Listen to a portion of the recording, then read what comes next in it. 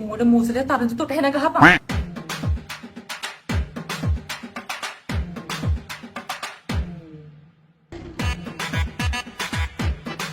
මට සිරි සඳුනි. පිස්සු හැදෙනවනේ. නැති තැනක් නෑ මේ වලවාහෙත්. චාමර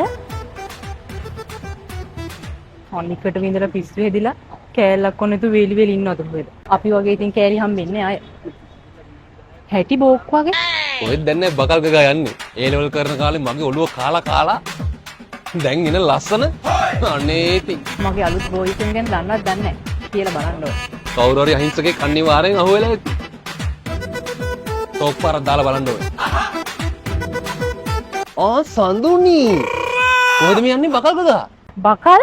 මන් නම් බකල් නෑ. සමුසෙත් එක්ක ඉන්න කාලේ තමයි බකල් වලට හිටියේ. දැන් නම් මම බකල් වලට නෑ. ඒ වුණාට ඉස්කෝලේ යන කාලේ කට්ටිය කිව්වේ බකල් සඳුනි කියන්නේ. චාමර මගේ මුකුත් අහගන්න එපා. ලංකාවේ කොච්චර ගෑස් පොලින් තිබ්බත් මෙයාගේ ළඟ තියෙන ගෑස් වලින් අඩුවක් නැහැ. පොර ටෝක් නම් තියෙන මේ කාලේ ඉඳලම. ඒ වුණාට තාම පේමන්ට් එකේ. කෑල්ලක්වත් සෙට් උන්නේ නැද්ද? ඒක නෙමෙයි. කොහෙද මේ තකහණියක් යන්නේ? කාට හරි අංචියක් අදින්නද? අංචි නෙමෙයි. මගේ වෙඩින් එක තියෙන ලබන සතියේ. මම මේ ගෝල් ගන්න ආවේ. ඔයාලට වෙඩින් කාඩ් එකක් දෙන්න හිටියේ. එනවා නම් පිළිවෙලට ඇඳුමක් එහෙම ඇඳලා එනවෑ. පේනවනේ ධනිස් දෙකක් තිරිලා. මේක පැෂන් එකක් කියලා තේරුම් ගන්න පාර්ලිමේන්තුවෙන් එහා ගියානුන්ට කොහෙද මොලයක්? සඳුනිලා තමයි. හරි දැන් කොහෙන්ද ගෝල්ඩ් ගන්නෙ? මේ චාමර සමුද පැහෙන්න තු ඉන්නවකෝ. අපි ගෝල්ඩ් ගන්නව නම් ඉතින් ග්‍රෑන්ඩ් තැනකින් තමයි ගන්න. කරනවා.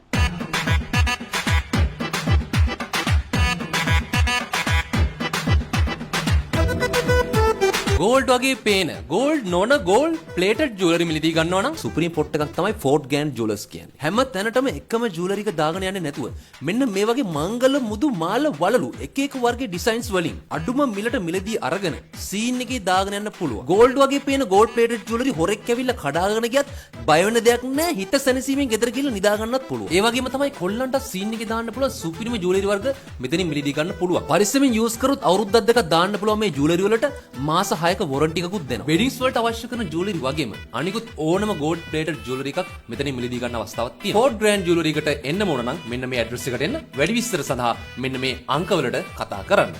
කීයද මේ ටිකට උනේ? මේ ඔක්කොටම උනේ 10500 න. 10500යිද?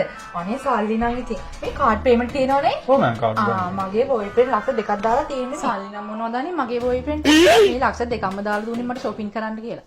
හිඟන්න එක නෙමෙයි මම යාළුවා ඉන්නේ. මිස් මේක පංචෙන්න සල්ලි නැද්ද කොහෙද? පිස්සුදානේ කාඩ් එකේ ප්‍රශ්නේ නෙමෙයි ඔයාලා මේ මැෂින් එක කරලාද කොහෙද? මගේ බෝයිෆ්‍රෙන්ඩ් මේ මට බොරු කරන්නේ නැහැ. ඔයාලා පොඩ්ඩක් මැෂින් එක චෙක් කරලා බලන්න. සමන් මොකද්ද අවුල? කවුදානේ මේ පිස්සුන් ඇතුළේ දාන් ඉන්නේ? එළියට දාන්න මෙයාව. බොස් මෙයාගේ කාඩ් එක වැඩ කරන්නේ අපිත් එක්ක ආගියු කරන්න එනවා. නෝ ප්‍රොබ්ලම් සමන්. රුපියල් 10000 ගේ බිල් එක?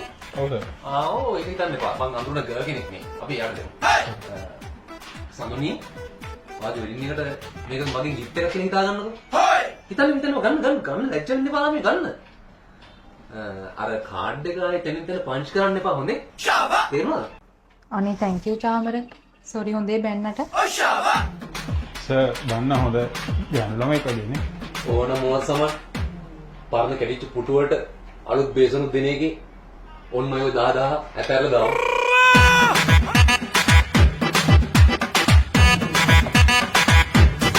හෙලෝ මෝඩ මූසලේ තරංචු තොට හෙන ගහපන්.